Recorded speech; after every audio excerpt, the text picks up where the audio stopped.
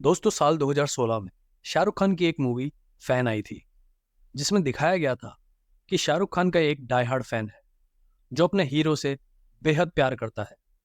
लेकिन वही फैन एक दिन अपने स्टार के खिलाफ हो जाता है और उसकी पर्सनल लाइफ में इंटरफेयर करने लग जाता है। इस मूवी की ही तरह आज की जो हमारी कहानी है उसमें भी हैप्पी एंडिंग नहीं होती है, बल्कि कहानी इतनी दर्दनाक है जिससे कि ना केवल कर्नाटका बल्कि पूरा देश शॉक्ड हो जाता है। तो दोस्तों आज की कहानी शुरू करने से पहले अगर आपको मिस्टीरियस, हॉरर, क्राइम और हिस्टोरिकल कहानियां सुनना पसंद है तो प्लीज़ चैनल को सब्सक्राइब करें और बेल आइकन को प्रेस करना ना भूलें ताकि वीडियोस की नोटिफिकेशन जल्द से जल्द आपको मिल सके। और वीडियो को एंड तक जरूर देखें और वीडियो अच्छा लगे तो प्लीज़ वीडियो को लाइक करें और अपने विचार कमेंट सेक्शन में ज़रूर लिखें। सो विदाउट एनी डिले आज की स्टोरी को करते हैं स्टार्ट। 9 जून 2024 सुबह 8:30 बजे बेंगलोर में सुमनाहल्ली के एक अपार्टमेंट के सिक्योरिटी गार्ड केवल राम दोरजी देखते हैं कि पास ही के नाले में कुछ आवारा कुत्ते एक लड़के की लाश को नोच नोच कर खा रहे होते हैं। ये देखकर वो घबरा जाते हैं और बिना किसी देरी के पुलिस को कॉल करते हैं और इस लावारिस लाश को पास ही के हॉस्पिटल में पोस्टमार्टम के लिए भेज देती है। पुलिस बॉडी की पहचान करने के लिए तलाशी लेती है, लेकिन पुलिस को विक्टिम का ना कोई मोबाइल और ना ही कोई पर्सनल डिटेल्स मिलती है। लेकिन देखने से पता लग रहा था कि विक्टिम की उम्र 30 से 35 साल के बीच की है। पुलिस जानकारी जुटाने के लिए आसपास के पुलिस स्टेशन में पता करती है कि बीते 24 घंटे में क्या किसी 30 से 35 साल के व्यक्ति की गुमशुदगी की रिपोर्ट दर्ज हुई है या नहीं। और इत्तेफाक से पुलिस को पता चला कि पास ही के पुलिस स्टेशन में 33 साल के एक व्यक्ति की गुमशुदगी की रिपोर्ट उसकी मां ने कराई है, जिसमें उनका बेटा 8 जून की शाम से गायब है और उसका फोन भी स्विच ऑफ है। पुलिस शिनाख्त के लिए उनको हॉस्पिटल लेकर जाती है और उनको बॉडी दिखाई जाती है। लाश के कपड़े देख उस माँ के पैरों के नीचे से जमीन खिसक जाती है और वो जोर जोर से रोने लगती है, क्योंकि ये लाश चित्रदुर्ग में रहने वाले उनके बेटे रेणुका स्वामी की होती है। रेणुका स्वामी बेंगलोर से 200 किलोमीटर दूर चित्रदुर्ग का रहने वाला बेहद ही साधारण आदमी था और अपोलो फार्मेसी की एक मेडिकल शॉप में काम करता था, जो कि 8 जून को भी अपने काम पर जाता है लेकिन घर नहीं लौटता और उसका फोन भी स्विच ऑफ रहता है। पुलिस मामला दर्ज करती है, लेकिन मौत किस वजह से हुई है ये जानने के लिए पुलिस पोस्टमार्टम रिपोर्ट आने का इंतजार करती है। और जब रेणुका स्वामी की पोस्टमार्टम रिपोर्ट आती है तो पुलिस के भी होश उड़ जाते हैं। पोस्टमार्टम रिपोर्ट की डिटेल्स काफी भयानक थे। रेणुका स्वामी को पीट पीट कर मारा गया था और उसके साथ इतनी ब्रुटैलिटी की गई थी जिसको सुनकर आपकी भी रूह कांप जाएगी। रेणुका स्वामी के शरीर पर 15 से भी ज्यादा ऐसे घाव थे जो कि बेहद दर्दनाक थे। उसकी जुबान काटी गई थी, जबड़े को तोड़ा गया था और शरीर पर आयरन रॉड और बेल्ट से पीटने के भी जख्म थे। और सिर्फ ये ही नहीं, मारने से पहले उसको इलेक्ट्रिक शॉक तक दिए गए थे और उसके टेस्टिकल्स तक को भी नुकसान पहुंचाया गया था। ये रिपोर्ट देखकर पुलिस भी हैरत में पड़ जाती है कि आखिर इस 33 साल के आम आदमी से किसी की ऐसी क्या दुश्मनी हो सकती है कि जिस वजह से उसे इस तरीके से टॉर्चर किया गया था। पुलिस हत्या का मामला दर्ज करती है और रेणुका स्वामी की और जानकारी जुटाने में लग जाती है, लेकिन रेणुका स्वामी के ऊपर ना ही कोई क्रिमिनल केस था और ना ही किसी से कोई दुश्मनी, क्योंकि शुरुआती जांच में कोई ऐसा बड़ा क्लू नहीं होता तो पुलिस नॉर्मल केस की ही तरह इसे इन्वेस्टिगेट करती है। ये मामला अभी तक मीडिया की नजरों से भी दूर था, जिस वजह से अभी तक इस केस को लाइमलाइट भी नहीं मिली थी। लेकिन अगले दिन 10 जून 2024 को कुछ ऐसा होता है जिससे कि इस केस में ऐसे इंसान का नाम जुड़ने वाला होता है जिससे पूरे कर्नाटका में भूचाल आ जाता है। 10 जून को सुबह 11 बजे कामाक्षी पल्लिया पुलिस स्टेशन में 3 लोग पहुंचते हैं, राघवेंद्र, कार्तिक और केशव मूर्ति, और पुलिस को बताते हैं कि रेणुका स्वामी जिसकी बॉडी पुलिस को कल मिली थी उसकी हत्या इन तीनों ने ही की है। जिस केस में पुलिस को ना अभी तक मर्डर का मोटिव और ना ही कोई क्लू मिला था, उसमें अपराधी खुद चलकर पुलिस स्टेशन में सरेंडर करने आ चुके थे। ये लोग पुलिस को बताते हैं कि पैसों के लेन देन के चलते इनके बीच झगड़ा होता है और इसी झगड़े में रेणुका स्वामी की हत्या हो जाती है। अब इस केस में पुलिस को ना कोई मेहनत करनी पड़ी और अपराधी खुद आगे से ही सरेंडर कर देते हैं और ये केस खुद ब खुद सॉल्व होने की कगार तक पहुंच चुका होता है। तभी अचानक करीब 1 बजे बेंगलोर वेस्ट जोन के डीसीपी एस गिरीश यहाँ पहुंचते हैं और कामाक्षी पल्लिया पुलिस स्टेशन के इन्वेस्टिगेशन ऑफिसर बातों बातों में इस केस का खुलासा डीसीपी से करते हैं। डीसीपी एस गिरीश को सुनकर थोड़ा अजीब लगता है कि आखिर क्यों कोई अपराधी खुद आगे से सरेंडर करना चाहते हैं। डीसीपी इन्वेस्टिगेशन ऑफिसर से कहते हैं कि वो उन अपराधियों से एक बार बात करना चाहते हैं। तीनों अपराधियों को डीसीपी के सामने लाया जाता है और ये तीनों वही कहानी सुनाते हैं जो इन्होंने पुलिस को सुनाई थी। लेकिन डीसीपी एस गिरीश को एक बात जो सबसे अजीब लगती है, जिसकी वजह से उन्हें इन तीनों पर शक होता है, वो ये कि बेंगलोर से 200 किलोमीटर दूर रहने वाला रेणुका स्वामी, जिसका कनेक्शन दूर दूर से इस जगह से नहीं था, इसे यहाँ लाकर ही क्यों मारा गया। अब डीसीपी इन तीनों से अलग अलग बातचीत करते हैं और इन तीनों के स्टेटमेंट इस बार पूरी तरीके से बदल चुके होते हैं। अब डीसीपी का शक और गहरा होता है और वो इन तीनों की मोबाइल लोकेशन और कॉल हिस्ट्री निकलवाते हैं और इन डिटेल्स में एक ऐसे शख्स का नाम आता है जिससे ये केस देश का एक हाई प्रोफाइल केस बन जाता है।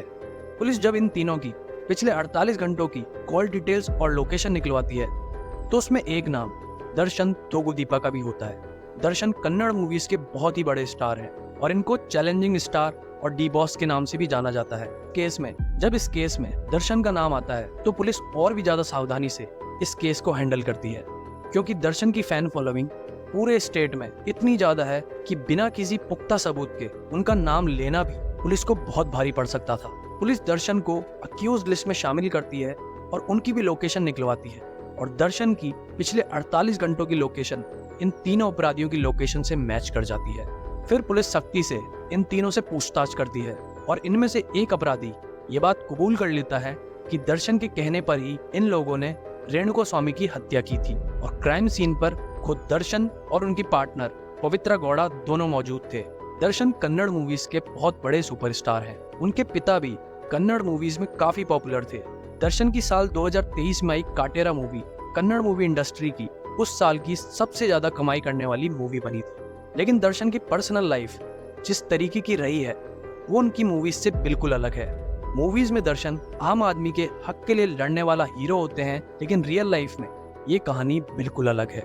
दर्शन की लाइफ के बारे में आपको बताता चलूं कि उनकी लाइफ में ऐसा पहली बार नहीं था जब वो किसी ऐसे केस में पड़े हो। साल 2003 में दर्शन विजय लक्ष्मी से शादी करते हैं, लेकिन शादी के महज 8 साल बाद ही साल 2011 में उनकी वाइफ उन पर डोमेस्टिक वायलेंस का केस फाइल करती है, जिसमें वो रिपोर्ट दर्ज करवाती है कि दर्शन छोटी छोटी बातों पर काफी वायलेंट हो जाते हैं। गुस्से में वो उनको इतना मारते हैं जिससे उनकी वाइफ का हाथ भी फ्रैक्चर हो जाता है, जिसके चलते दर्शन को 14 दिन की जेल भी होती है। लेकिन बाद में दोनों हस्बैंड वाइफ कोर्ट के बाहर ही सुलह कर लेते हैं। साल 2021 में मैसूर के एक होटल में दर्शन एक वेटर से भी मारपीट करते हैं और बाद में उस होटल की सीसीटीवी फुटेज को भी डिलीट करवा दिया जाता है और 50,000 रुपए कंपनसेशन देकर मामले को रफा दफा करवा दिया जाता है। साल 2022 में कन्नड़ मूवीज के एक प्रोड्यूसर के भरत दर्शन के अगेंस्ट कंप्लेन फाइल करते हैं कि दर्शन ने उन्हें जान से मारने की धमकी दी है। जनवरी 2023 में फॉरेस्ट डिपार्टमेंट के ऑफिसर दर्शन के फार्म हाउस पर रेड डालते हैं और इलीगल टाइगर क्लॉथ जब्त करते हैं और इसी साल नवंबर में दर्शन की नेबर पुलिस में कंप्लेंट फाइल करते हैं कि दर्शन ने अपने कुत्तों से उन पर अटैक करवाया, वो भी सिर्फ पार्किंग स्पेस के झगड़े को लेकर। ये सब मैं आपको इसलिए बता रहा हूँ ताकि आपको ये समझ आ सके कि रियल लाइफ और रियल लाइफ में कितना बड़ा अंतर होता है, जो कि आम लोगों को समझ में नहीं आता है। फिल्मों में दिखने वाला हीरो रियल लाइफ में भी वैसा ही हो, ऐसा बिल्कुल भी जरूरी नहीं है। लेकिन अब सवाल ये उठता है कि चित्रदुर्ग का रहने वाला सीधा साधा रेणुका स्वामी का इन सबसे क्या कनेक्शन होता है। आखिर वो कैसे दर्शन तोगुदीपा के लिए सबसे बड़ी मुसीबत बन जाता है। इसको जानने के लिए हमें थोड़ा पीछे चलना होगा। दरअसल रेणुका स्वामी दर्शन तोगुदीपा का बहुत बड़ा फैन होता है। जब भी दर्शन की कोई नई मूवी रिलीज होती तो दीवानगी इतनी ज्यादा थी कि रेणुका स्वामी फर्स्ट डे फर्स्ट शो देखे बिना रह ही नहीं सकता था। साउथ मूवी इंडस्ट्री में फैंस का पागलपन कुछ इसी तरीके का होता है। बॉलीवुड या दूसरी मूवी इंडस्ट्री में फैंस फिल्म स्टार्स को प्यार तो बहुत करते हैं, लेकिन साउथ इंडिया में फिल्म स्टार्स को भगवान जैसा दर्जा दिया जाता है। 10 जनवरी 2024 को पवित्रा गौड़ा, जो कि दर्शन की पार्टनर है और इस केस में प्राइम अक्यूज्ड भी, वो इंस्टाग्राम पर एक रील पोस्ट करती हैं जिसमें वो कैप्शन लिखती हैं 10 years ऑफ रिलेशनशिप विद दर्शन, और वो खुद की और दर्शन की रिलेशनशिप के बारे में भी खुलासा करती हैं। दरअसल पवित्रा गौड़ा, जो कि एक फैशन डिजाइनर होती हैं और एक एस्पायरिंग मॉडल भी, एक्टिंग में खास करियर ना होने के बावजूद वो दर्शन के काफी क्लोज होती हैं। पवित्रा खुद शादीशुदा थी, लेकिन वो अपने पति से अलग हो चुकी थी और वो अपनी बेटी के साथ अलग रहती हैं।